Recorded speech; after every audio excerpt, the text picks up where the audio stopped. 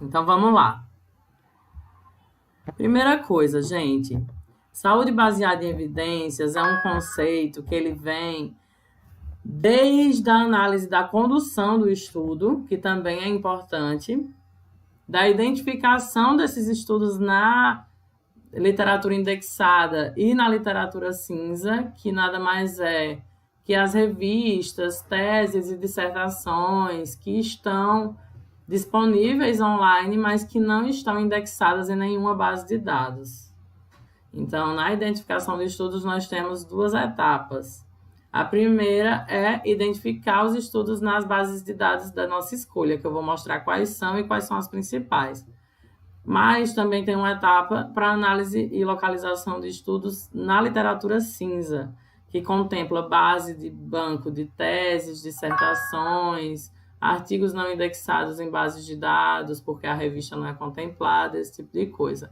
E muitas vezes artigos que não foram identificados pela sua estratégia de busca, porque faltou alguma coisa, por exemplo, que nem sempre é totalmente perfeita, mas a literatura cinza vem justamente para tentar suprir isso. Por exemplo, nas referências dos estudos incluídos, pode ter algum artigo que não foi contemplado na sua localização de estudos e você identifica como literatura cinza. A leitura crítica e análise desses estudos também é importante, mas não podemos esquecer que essa prática clínica orientada em evidências necessita também levar em consideração a prática do profissional e as experiências do paciente. Apenas analisar a evidência pode ser a melhor evidência, mas se ela não se adequa à especificidade do nosso paciente, não é útil para a gente. Porque o importante mesmo é que você consiga colocar em prática essa evidência, né? Aplicar na prática clínica. Então, o que seria saúde baseada em evidências, né, gente? A saúde baseada em evidência é o elo entre a boa pesquisa e a prática clínica, né? É a prática de tomar decisões individualizadas, sempre sendo norteadas por conceitos científicos. Então, é a junção de três coisas: a melhor evidência científica, a experiência clínica do profissional e os valores, opiniões, crenças, expectativas e preocupações do paciente, que também deve ser levado em consideração. Então, a saúde baseada em evidência é mais do que buscar a melhor evidência científica, analisá-la e sintetizá-la. É você poder também fazer um elo disso com a prática clínica, a experiência clínica e com os valores do paciente. Então, para que a farmácia clínica possa promover o uso racional de medicamentos, é importante que a gente analise alguns parâmetros. E quais são esses? A eficácia, que é o efeito do medicamento em condições controladas, como estudos, né, ensaios clínicos. Então, você controla a situação. Então, você tem ali o efeito de um determinado fármaco, por exemplo, mas foi determinado numa situação controlada. Então, você eliminou todos os fatores interferentes, né? Mas se você quer ver o efeito real do medicamento, aí você tem que avaliar a efetividade, que é nosso próximo ponto, que aí só se avalia por meio de estudo observacional, porque se você intervir nas variáveis que podem influenciar no resultado, você já está controlando a situação, então você tem eficácia, mas não tem efetividade. Um exemplo, o captopril ele é eficaz para a Dona Maria, desculpe. O captopril ele é eficaz no ensaio clínico para hipertensão, mas eu preciso saber se ele é efetivo para a Dona Maria. Então, eu preciso saber em Dona Maria como esse medicamento responde. Isso é efetividade. Porque Dona Maria pode ser negra e ter uma redução de efeito com o inibidor da ECA. Dona Maria pode ser que não tenha uma boa adesão. Dona Maria pode usar um medicamento que interage, antagonizando o efeito, por exemplo, ou potencializando, gerando risco. Então, eu preciso avaliar a Dona Maria para saber a efetividade e observá-la durante um tempo que seja maior do que uma eficácia controlada em um curto período de tempo. Além disso, a segurança, que eu preciso avaliar tanto curto prazo, que é dado por estudos controlados, como a longo prazo, que aí são os estudos observacionais. A gente vai aprender a diferença entre os tipos de estudo, porque é impossível trabalhar com saúde baseada em evidência sem você saber identificar o estudo que você está avaliando. Até porque um dos teus critérios de inclusão vai ser o tipo de estudo, porque você não pode juntar estudos de tipos diferentes. Se o estudo observacional, ele não pode ser analisado junto com o estudo intervencional, tem que ser feito subgrupo. Assim como dentro do estudo observacional existem diferentes tipos, e aí eu vou precisar analisar que tipo é. A qualidade, que aí eu vou precisar avaliar se o tratamento realmente tem qualidade para garantir o uso racional na farmácia clínica. E o custo, porque se o custo não compensar, se a relação custo-benefício não for suficiente para gerir a necessidade do paciente, então você vai ter que substituir o tratamento por um de menor custo ou de melhor custo-benefício, porque a análise, a última, né, que é o MTC, que a gente realiza, é capaz de fazer esse tipo de análise, né? Risco-benefício e custo-benefício, e até risco-benefício-custo, os três. E então isso é bem interessante. E para ter essa prática orientada em evidências, você precisa analisar todos esses parâmetros. Não adianta avaliar apenas um, porque, ok, o medicamento é efetivo, é eficaz, mas não é efetivo. Ou é efetivo, mas não é seguro. Ou é seguro, mas não tem qualidade, corre risco. Ou tem tudo ok, mas o custo é alto, o paciente não consegue comprar. Então, eu preciso analisar todas essas variáveis. E aí eu entro rapidinho nos tipos de estudos epidemiológicos para vocês entenderem.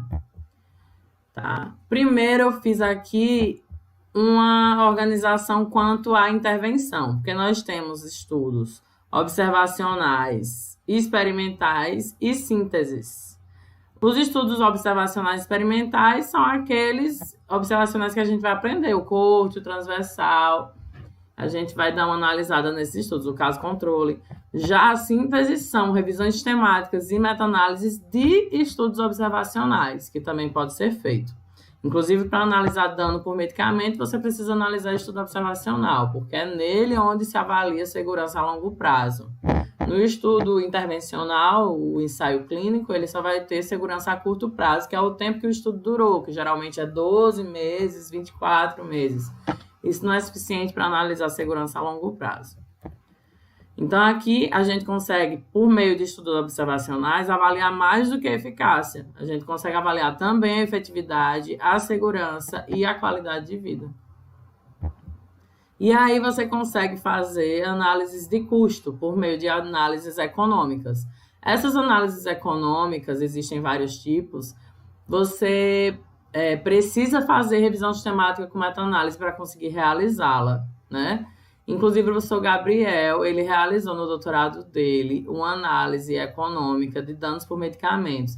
E, para isso, ele usou os dados basais, né, no caso, da minha revisão sistemática com meta-análise sobre danos por medicamentos, que eu fiz no mestrado.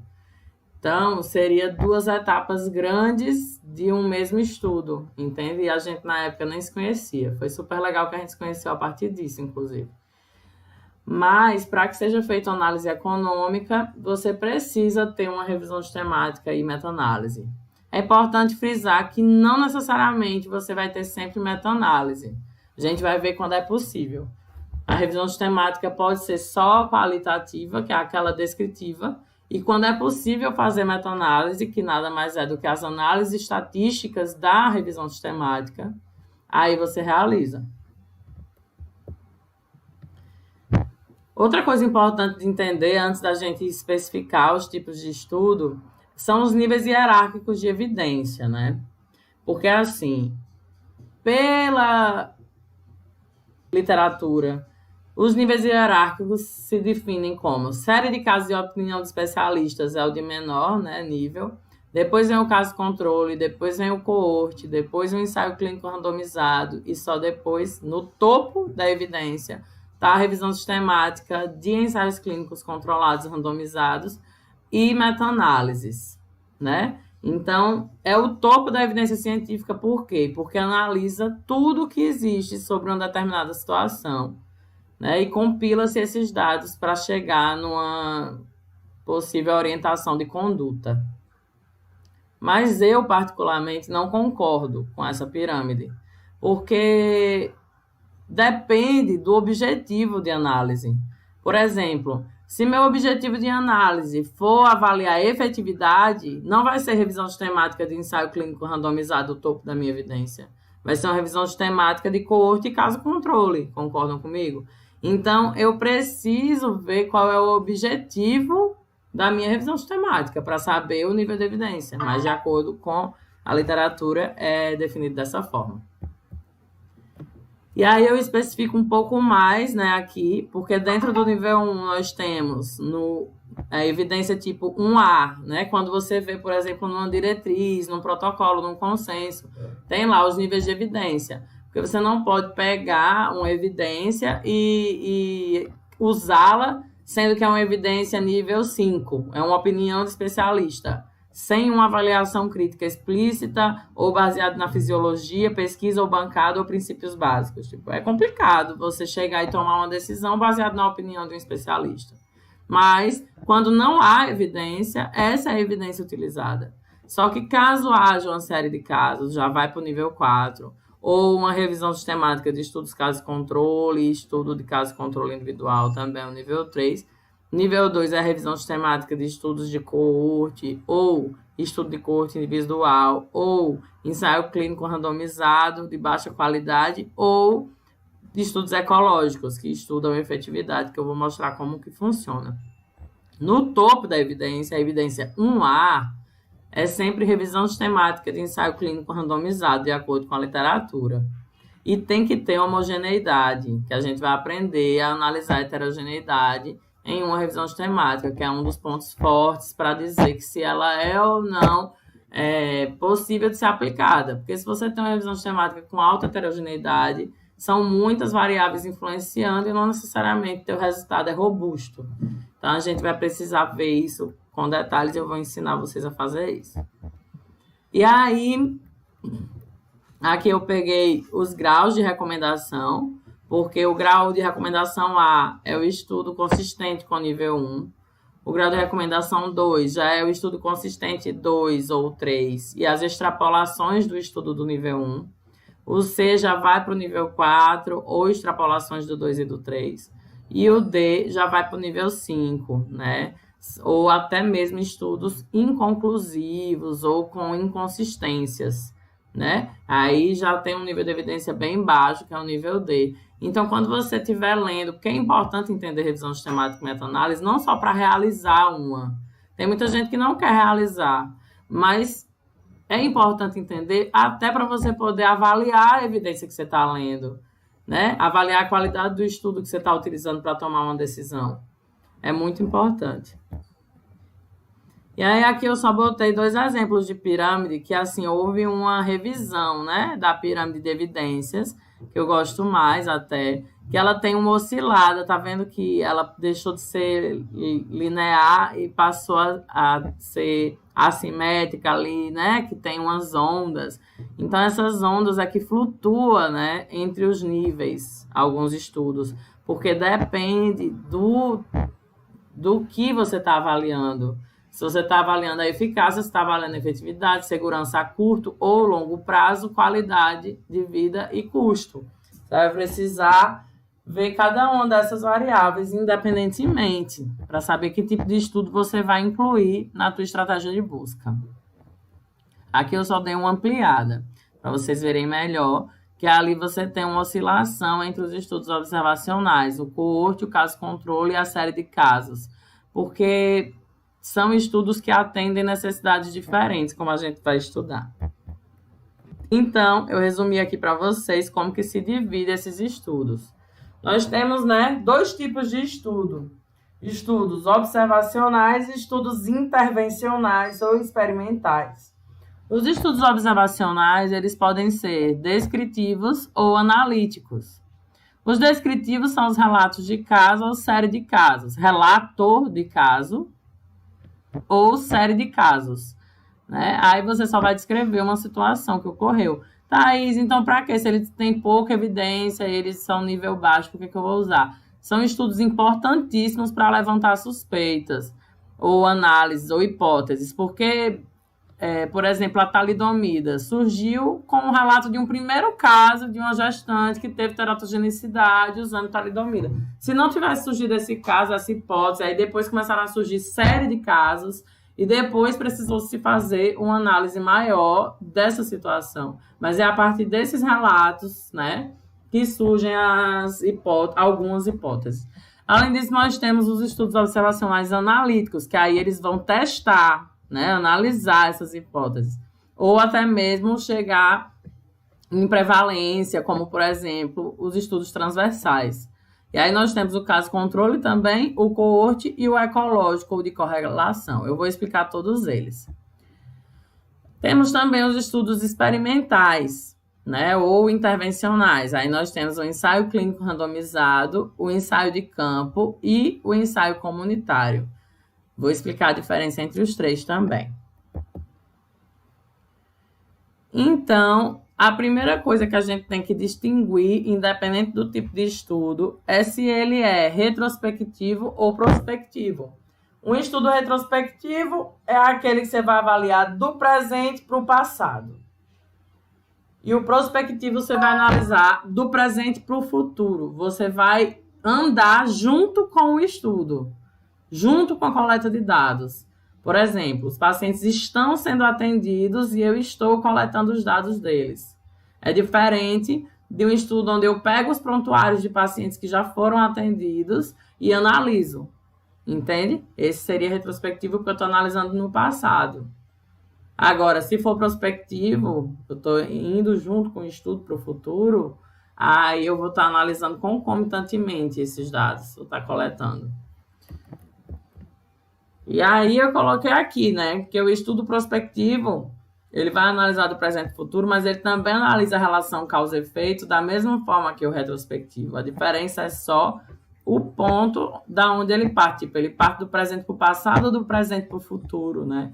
É período do tempo em qual os dados foram registrados em relação ao tempo no qual o estudo começou. Porque se o registro, o estudo começou dia 3 de junho, né, que é hoje. Se os dados dos seus pacientes forem em datas posteriores, é um estudo prospectivo. Se os dados foram datados anteriormente, é retrospectivo. Então, começando o nosso primeiro tipo de estudo, nós temos aí os relatos de casos, né? Os relatos de casos ou relato de um único caso, depende, né? Se for de um único indivíduo, é relato de casos. Se for de vários indivíduos, é série de casos. E eles não fazem associação, eles só descrevem um assunto que não é bem conhecido ainda. Então, gente, por que aconteceu isso, né? É tipo uma coisa inédita, né? São poucos conhecidos ou não foram relatados anteriormente. E aí eles são importantes para doenças novas ou doenças que são raras ou manifestações de doenças ou associações de doenças. Eles são fonte de hipóteses sobre a apresentação, risco, prognóstico e tratamento de doenças, como eu falei para vocês. O exemplo, por exemplo, da talidomida com a malformação fetal.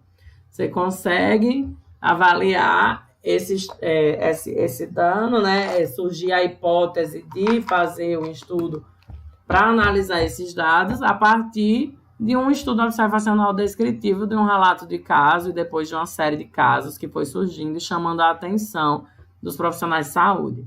A questão da farmacovigilância, das farmácias notificadoras, da experiência dos profissionais também entra dentro de relatos de casos, né? Quando você notifica uma reação adversa e assim por diante.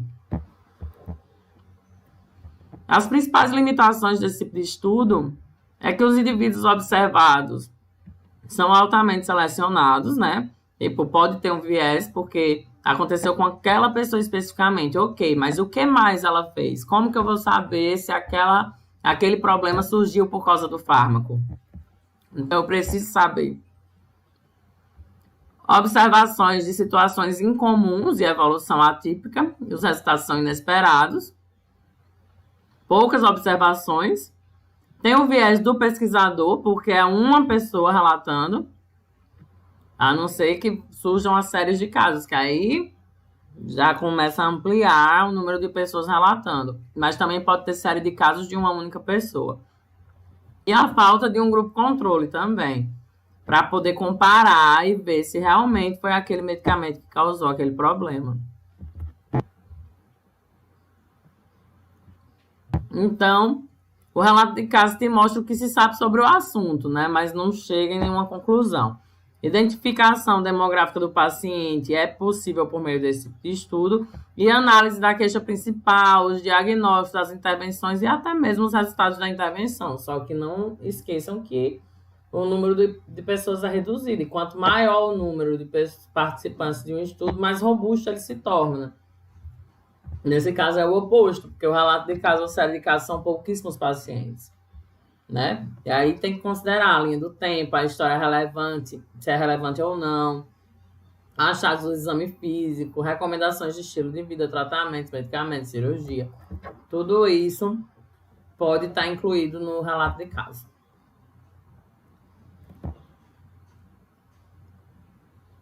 Então, aqui, ainda no relato de caso, você vai ter a principal pergunta: qual o principal achado desse caso? O que esse relato de caso adiciona à literatura médica? Ele vai trazer alguma informação que nunca foi dita antes, né? Uma coisa rara, uma coisa específica, única, né?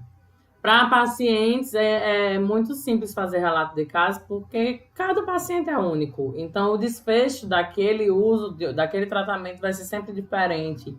Claro que vão ter padrões de semelhança, mas sempre vão ter particularidades, né? Seja nas condições sociodemográficas, na história clínica ou até na história farmacoterapêutica do paciente e tudo. Como é que esse relato sugere uma hipótese testável? Então eu preciso ver se realmente tem como eu testar essa hipótese, ou se por enquanto eu tenho que esperar ver se surgem mais casos e tal. Perspectiva do paciente, e tem que ter o consentimento do paciente, visto que você vai estar expondo, né, a situação dele, mesmo sabendo que a gente não expõe o nome completo, nem nenhuma informação confidencial, mas mesmo assim tem que ter o consentimento do paciente. Aí nós temos os estudos transversais. O transversal, quando você vai comparar com o longitudinal, como coorte ou caso controle, você compara com uma foto. O transversal é uma foto do momento. O longitudinal é um filme, entende? O transversal, ele vai ver aquela determinada situação. Você pode ter transversais de fotos de vários momentos, mas continua sendo transversal. Tem que saber cuidar. Como assim, Thaís? Como que eu vou saber diferenciar? Isso é um pulo do gato, porque assim é muito confuso às vezes. Você acha que é um longitudinal porque o pesquisador fez a coleta dos dados em vários momentos. Mas você tem que olhar se ele coletou em vários momentos os mesmos pacientes. Porque às vezes ele coletou em momentos diferentes, pacientes diferentes. Então são fotos, da mesma forma. É transversal, porque cada paciente só foi analisado uma única vez. Agora, a partir do momento que você acompanha o paciente e vai vendo diferentes momentos do mesmo paciente, aí vai ser longitudinal. Ok? Então, esses estudos transversais, que é o retrato da situação, eles são utilizados geralmente para determinar simultaneamente o fator de interesse e o desfecho de investigação na população. E isso em um determinado momento. Então, ele vai mostrar a situação naquele momento. São estudos de prevalência, por exemplo. Então, eu tiro uma foto aqui e vejo quantas pessoas têm diabetes na população. Só que não significa que amanhã seja a mesma prevalência. Vocês estão entendendo? Então, você vai precisar acompanhar essa questão, porque sempre tem que ser datada. A prevalência era tanto em tal época, né?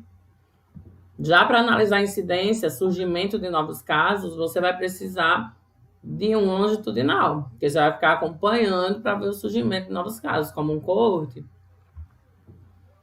Ok, aí ele é utilizado para avaliar se existe relação entre as variáveis também. Além, como eu já falei, de ser importante para avaliar a prevalência das doenças. Então, eu botei aqui uma figurinha para ficar mais fácil.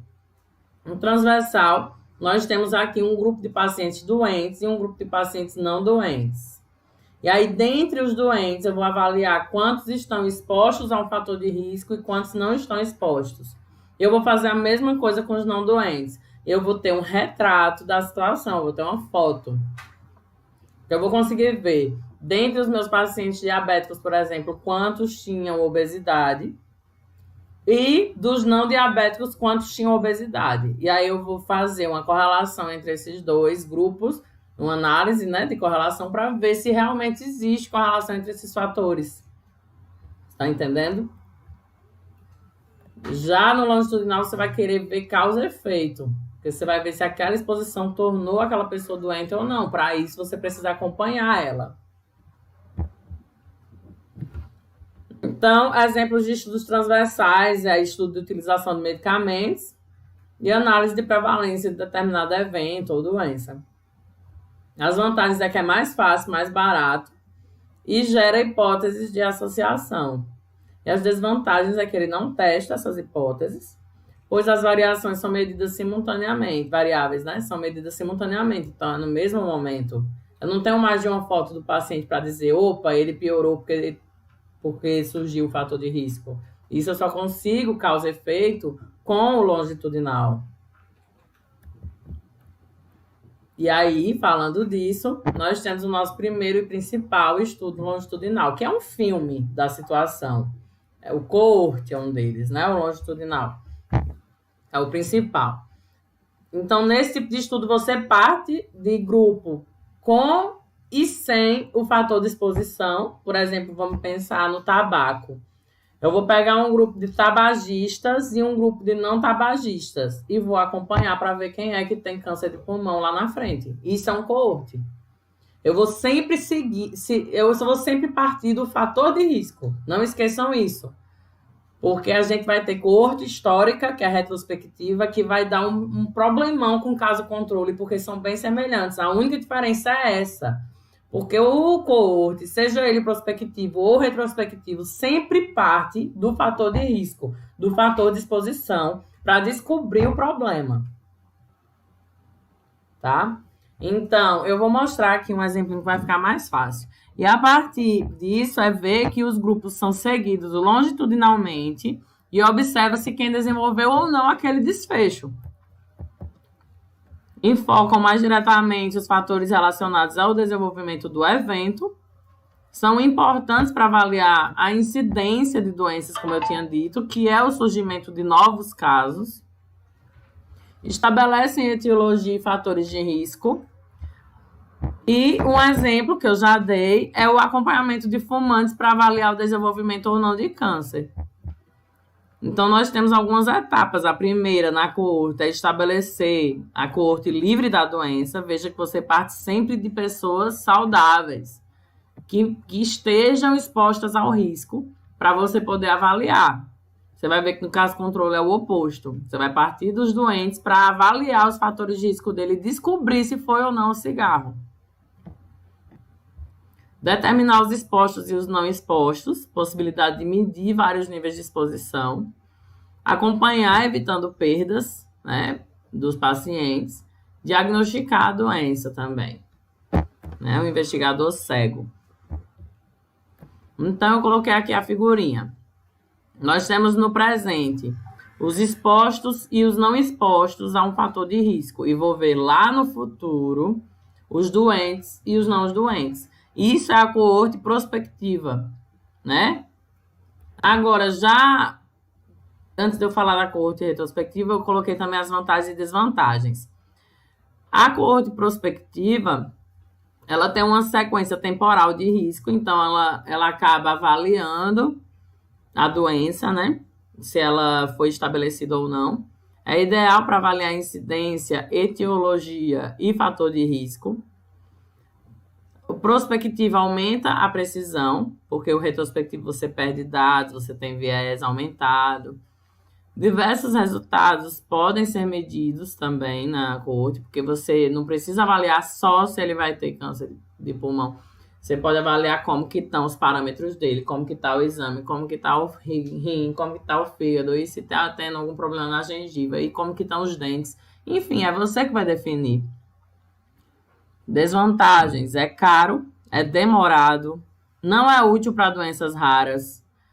E aí, a doença rara tem que partir dela, né? E ir de trás para frente. Então, tem que ser caso controle. Porque como é que você vai ficar observando? E vai que nunca surja, né? Aquela doença, já que ela é rara. Problema: inclusão de casos subclínicos. Porque muitas vezes você vai ter um paciente subclínico ali e vai ser incluído no seu estudo. Mas faz parte, né? Perdas durante o segmento também podem acontecer, porque os pacientes desistem, tem paciente que infelizmente vai a óbito, enfim, vão acontecer. Uma outra evidência que não foi seguro mais, né? Por exemplo. Exatamente. Aí expostos e não expostos podem ser diferentes, né, gente? Isso é uma desvantagem também. Porque tem que considerar as particularidades do paciente. Então, as melhores coortes são aquelas que delimitam bem a população que vai ser avaliada. Porque existem outros fatores que podem ocasionar a doença que não o tabaco, por exemplo. Então, você vai precisar avaliar esses outros fatores. A coorte retrospectiva, por outro lado, você vai, então, olhar lá no passado, porque o teu presente você já tem os doentes, mas o que você está buscando? O fator de risco, porque você sempre parte do fator de risco. Então, você vai avaliar os expostos e os não expostos para ver se eles tiveram uma maior ou menor, né, relação com a doença. Aí é o oposto da coorte prospectiva. É chamada também de coorte histórica. Só que a gente tem que ter cuidado para não confundir com o caso controle, tá? A coorte retrospectiva. Porque se parece, eu vou mostrar a diferença. E ela tem a vantagem porque ela é útil para doenças com longo período de latência, menos recursos financeiros e tempo. E aí a desvantagem é que você tem um controle limitado na obtenção da amostra e mediação de variáveis, porque, querendo ou não, você não sabia quais eram os dados que você ia precisar. Então, já está lá o registro. Você vai ter que partir disso para buscar os fatores de risco lá da pessoa. Nem sempre você tem os dados completos, né? E aí a gente entra no nosso caso controle. O caso controle você parte sempre da doença, que é o caso, e da não doença, que é o controle. Entende? Então, você vai pegar dois grupos, o que tem a doença e o que não tem, e vai buscar lá no passado a presença ou a ausência do fator de exposição. Você vai pegar esses dois grupos, essa é a diferença. Caso controle, você tem um grupo caso, você tem um grupo controle. Para aí você ir lá no passado buscar a exposição. E compara-se os grupos para investigar a associação entre o evento de interesse e alguns preditores. São importantes para analisar as doenças raras e situações de surto ou agravos, né, que sejam desconhecidos. E aí tem a desvantagem de ser rápido, baixo custo, a vantagem, desculpe, de ser rápido, baixo custo, ser de fácil execução, pode analisar vários preditores simultaneamente, é um estudo inicial para novas hipóteses e é ético. Já a desvantagem é a dificuldade da seleção dos controles, informações geralmente incompletas. Os vieses de informação e de seleção também são complicados. Tem fatores de confusão presentes muitas vezes. Impossibilidade de cálculo direto da incidência entre expostos e não expostos. E acaba não podendo coletar o risco relativo, calcular, né? Coisa que é possível fazer na coorte. Não avalia a frequência de eventos e a exposição pode ser difícil de ser avaliada, por ele ser retrospectivo.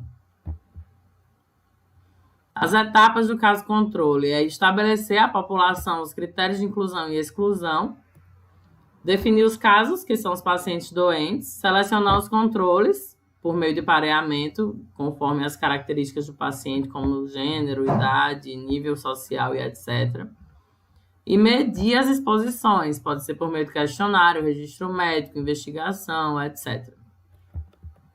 Eu coloquei aqui a figurinha, veja a diferença. Você vai ter doentes e não doentes, os dois, para ir lá no passado e ver quais eram expostos e não expostos. Eu voltando aqui para vocês na coorte retrospectiva, Veja a diferença, né? Você vai ter aqui expostos e não expostos, doentes e não doentes. Aqui, você já tem oposto. Ó, teu objeto de análise parte dos doentes e não doentes para avaliar expostos e não expostos. Entenderam? E aí, outra diferença importante é o risco relativo e o odds ratio, que a gente vai aprender os dois, né? Mas risco relativo é o risco daquilo acontecer. E o odds ratio é a chance daquilo acontecer. Como assim, Thaís? Risco é diferente de chance, né?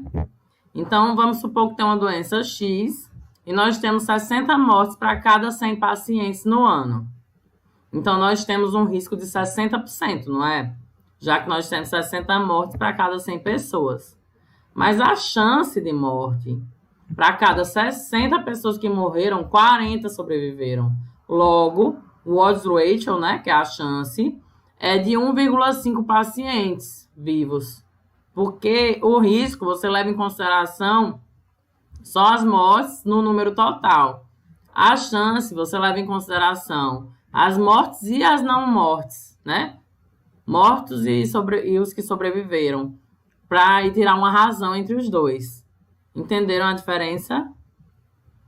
Então, ao adquirir a doença X, o risco de morrer é de 60% em um ano. E a chance, que é o odds ratio, a chance de morrer é de 1,5 para cada paciente que vive. Vem que são coisas totalmente diferentes. Eu lembro que na disciplina de ética, muita gente veio tirar essa dúvida comigo. É bem confuso mesmo. Porque, assim, existem duas medidas principais, né, na sua síntese de evidências. O risco relativo e o odds ratio. O risco relativo é o risco de algo acontecer. Então, se eu tenho 60 mortes dentre 100 pacientes em um ano, meu risco é de 60%. Já a chance, que é o odds ratio, leva em consideração quem viveu e quem não viveu. Então, se 60 pessoas morrem, 40 das 60 sobrevivem. Eu vou tirar uma razão entre esses dois valores. As pessoas que morreram e as pessoas que sobreviveram. Então, a chance de ficar viva é de 1,5 para cada paciente vivo. Entendeu? Então, essa diferença ela é muito importante. Risco relativo é uma medida mais acurada de incidência de um desfecho de interesse. Por isso que ele é usado em estudos prospectivos ou quando o total da população é conhecido. Já o odds ratio dá ao paciente uma estimativa do risco relativo em situações onde a população também é desconhecida. O odds ratio você consegue avaliar independente de ter ou não o N total.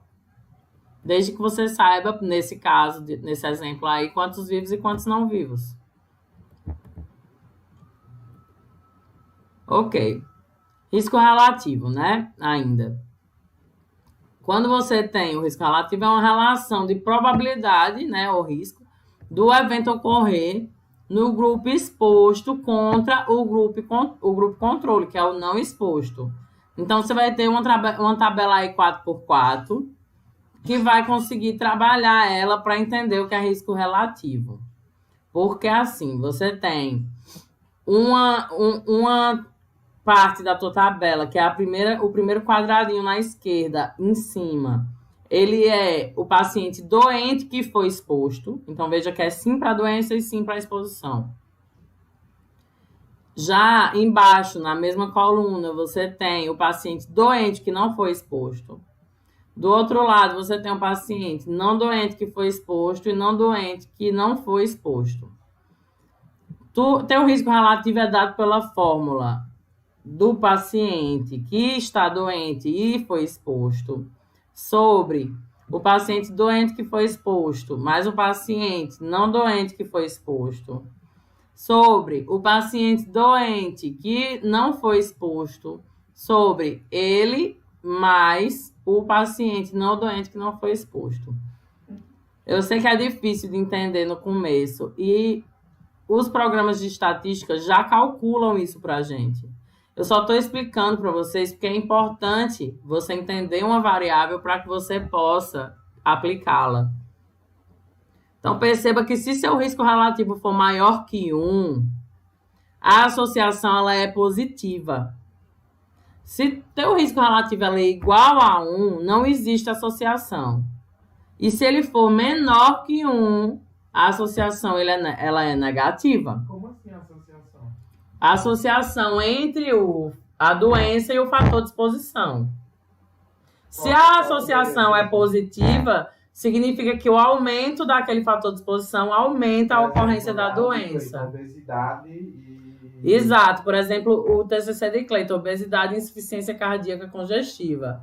Se o risco relativo ele for maior que 1, significa que a associação é positiva, né? Ou seja, o aumento de um aumenta o outro. O aumento de obesidade aumenta o risco de insuficiência cardíaca. Não estou dizendo que é a realidade. Ele vai analisar isso para descobrir. Se é mais que 1, a gente supõe isso. Exatamente. E vocês vão ver que 1 é a linha da nulidade do nosso gráfico de floresta de meta-análise. E é por isso que é 1 que define se vai ou volta. É justamente por essas fórmulas. Se é negativo ou não favorável, ou se é positivo e favorável. Favorável no que eu quero dizer é tipo que aumenta junto, né? No caso de um fator de risco, vai ser, infelizmente, algo ruim. Mas é uma associação positiva. Aqui eu botei um gráficozinho comparando 2 estudos, né? Veja o intervalo de confiança, porque a bolinha do meio é o efeito principal, é a média do efeito principal. O intervalo de confiança é dado pelo traço. E aí, ó, veja que o estudo 2, ele cruzou a linha da nulidade. O intervalo de confiança dele cruzou a linha do 1. Então, ele não teve diferença estatisticamente significativa. Já o estudo 2 teve. Então, como que eu vou saber se tem ou não diferença estatisticamente significativa? Eu tenho que colocar esses 2 estudos em uma meta-análise para avaliar se o peso do estudo 1 é suficiente para o gráfico final, que é o total dos 2 estudos juntos, né? Que é a nossa meta-análise. Pode ser mais de 2, óbvio, mas tem que ser no mínimo 2. E aí você vai avaliar, juntando, ponderando tudo. Ele leva em consideração vários parâmetros que eu vou mostrar para vocês. Não só o intervalo de confiança e o peso do estudo, mas inclusive o número de pacientes, que é o que define o tamanho da bolinha ou do quadradinho, porque tem gráficos que é o quadrado no lugar da bola. Já o odds ratio, eu trouxe também para vocês aqui o cálculo, que vai ser, então, porque você vai ter uma tabela 2x2 também, né? Que você vai ter ali o paciente com o desfecho, que vamos supor o câncer, e com o fator de exposição ou fator preditor, que é, por exemplo, o tabaco. Então, a célula A, ela é a junção, né? Os pacientes que tiveram câncer e fumavam. Já a B é paciente que não tiveram câncer, mas fumavam.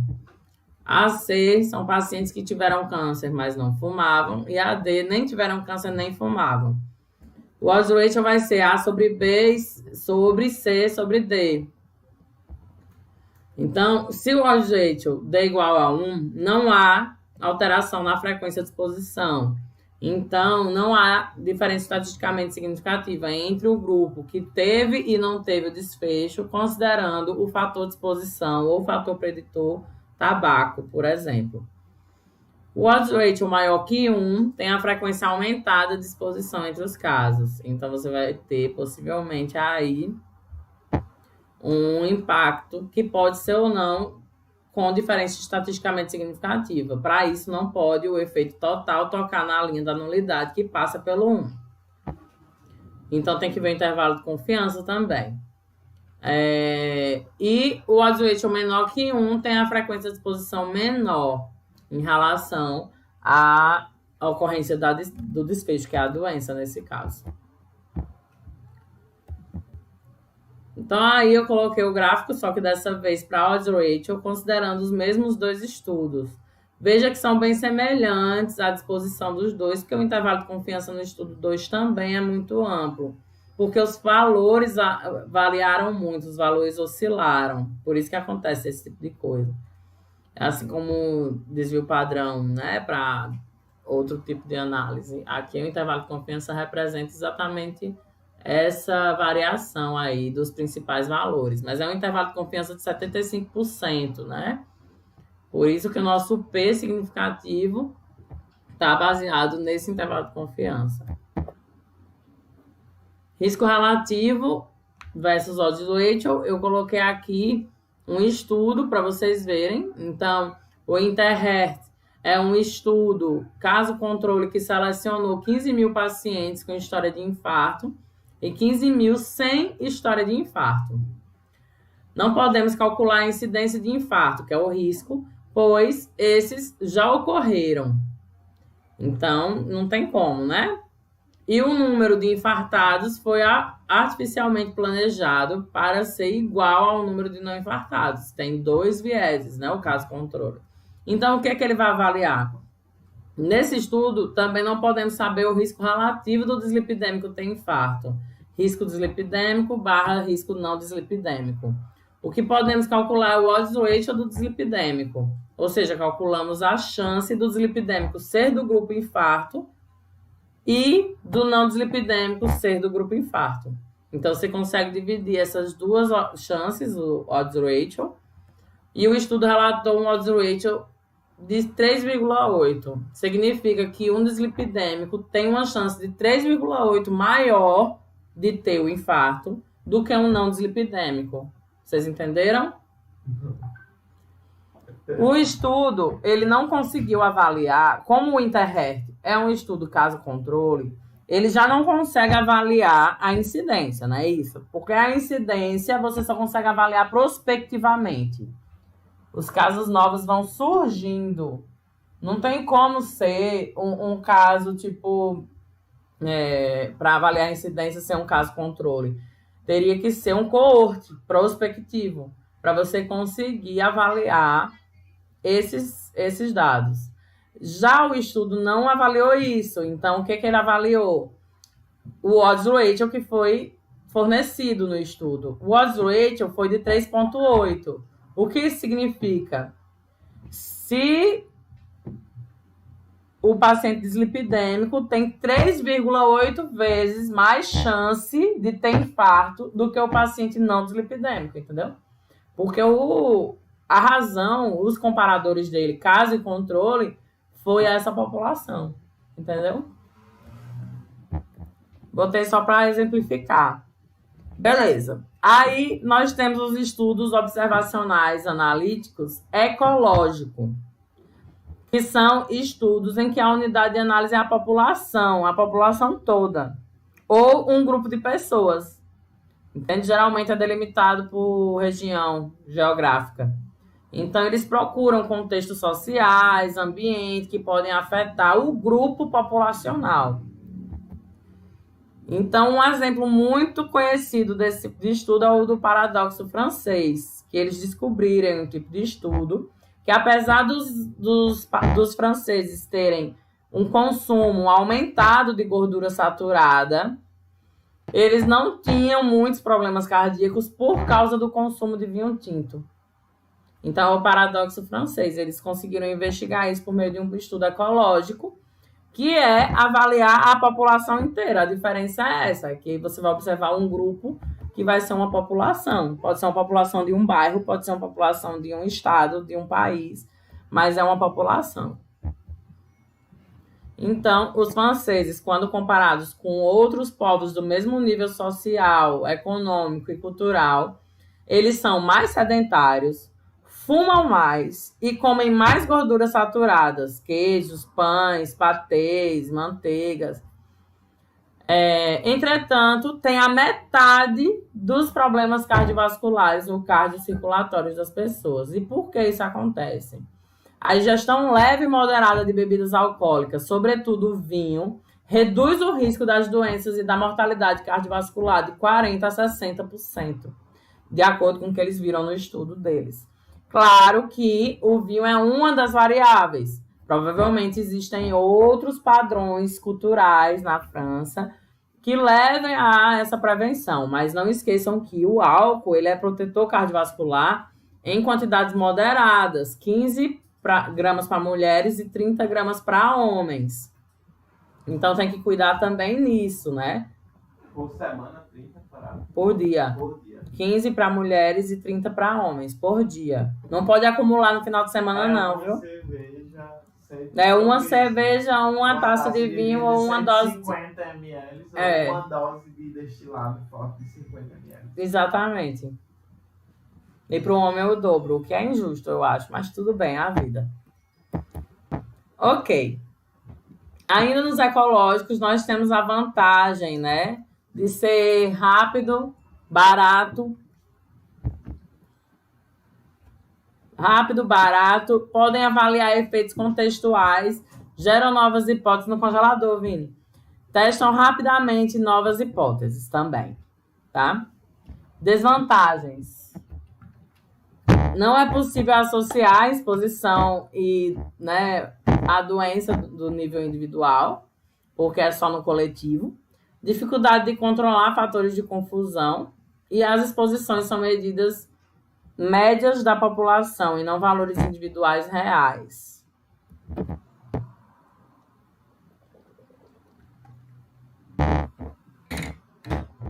Aí agora, a gente entra nos estudos intervencionais ou experimentais. O estudo clínico randomizado, né, ou ensaio clínico randomizado, é um estudo prospectivo que compara determinada investigação com outra, ou com placebo. É considerado padrão ouro para testar a eficácia, né, de uma intervenção, é um ensaio clínico randomizado controlado. Pode ser crossover, quando todos os pacientes recebem os dois tratamentos, porque eles trocam, né? E os pacientes servem como seus próprios controles. O grupo troca depois de um tempo. É mais ético fazer um crossover. As vantagens é que a randomização tende a balancear fatores prognósticos entre os grupos do estudo, permite a coleta de informações detalhadas, doses podem ser predefinidas pelo investigador, o cegamento dos participantes pode reduzir distorção na aferição de resultados e tem como desvantagem a capacidade de generalizar, né, reduzida, devido aos critérios de exclusão. Demora, amostras grandes, custos elevados, problemas éticos e os indivíduos podem não aderir às intervenções alocadas. Então, esses são os principais problemas, né, do ensaio clínico. E esse problema ético gira muito em torno da questão do controle. Porque muitos estudos, apesar de já ser sabido por todos que não se faz ensaio clínico com controle, quando já existe outra alternativa terapêutica para comparar. Mesmo assim, as pessoas continuam fazendo com controle, porque, claro, é muito mais fácil provar que tem maior efeito que o controle do que o medicamento que está lá. Mas o certo é comparar com os medicamentos disponíveis. Só se usa controle quando não há medicamentos disponíveis. E você está negligenciando uma coisa que o paciente tem direito e está dando placebo no lugar. Quando eu falo controle, é placebo, só corrigindo. Porque às vezes o grupo controle é um outro fármaco, tá? Que é o padrão ouro usado, que já tem no mercado. Então, quando usa placebo, é que surge esse problema ético aí. E o crossover tende a reduzir, né, essa questão, porque você vai trocar os dois grupos. Então, acaba que todos eles vão ser tratados em algum momento e servem de controle para eles mesmos. O ensaio de campo ou de intervenção são semelhantes ao ensaio clínico, mas a população estudada não são pacientes, e sim pessoas livres de doença e presumivelmente sob risco de ter essas doenças. Então, os dados são coletados em população geral, são mais raros e de maior duração de tempo e envolvem a intervenção em níveis de comunidade. Por exemplo, as campanhas de vacinação. É uma intervenção só que é a nível de comunidade, entende? Então, são usados para avaliar a eficácia ou efetividade de intervenções que busquem a prevenção primária através da modificação de fatores de risco numa população. São conduzidos dentro de um contexto socioeconômico, de uma população naturalmente formada, e tem a limitação de da dificuldade de isolar uma comunidade. Então, aqui nós temos como ensaios comunitários, o principal exemplo são as campanhas de vacinação. Então, voltando para o nosso resumo, nós temos 2 tipos de estudo, observacionais e intervencionais. Os observacionais podem ser descritivos, como relato de casos e série de casos, ou analíticos, como transversal, caso-controle, coorte e ecológico. Os intervencionais, nós temos o ensaio clínico, o ensaio de campo e o ensaio comunitário. Dúvidas até aqui? Vão anotando aí, tá? Que a gente vai fazer um intervalo daqui a pouco. Nesse slide eu mostro como escolher o estudo epidemiológico. Depende do que você quer. Você quer prevalência, você quer incidência, você quer etiologia, você quer o diagnóstico, você quer avaliar o tratamento, você quer descrever casos poucos conhecidos. Se for prevalência, vai ser um estudo transversal. Se for incidência, vai ser um coorte. Se for etiologia e quadro clínico, prognóstico, vai ser um estudo de casos e controles. Se for um diagnóstico, é um estudo de acurácia. Se for um tratamento, é um ensaio clínico randomizado. Se for para descrever casos, é relato de casos e série de casos. Tem como fazer uma revisão sistemática só de relato de casos? Tem. E de série de casos? Só que aí é descritiva, não tem meta-análise. E só para descrever casos poucos conhecidos relacionados a um determinado Isso. Tem como fazer sim. Pode fazer revisão sistemática de qualquer tipo de estudo, mas você tem que ter no mínimo 2 estudos avaliando a mesma coisa. A gente vai fazer um intervalo agora para entrar no assunto principal da aula,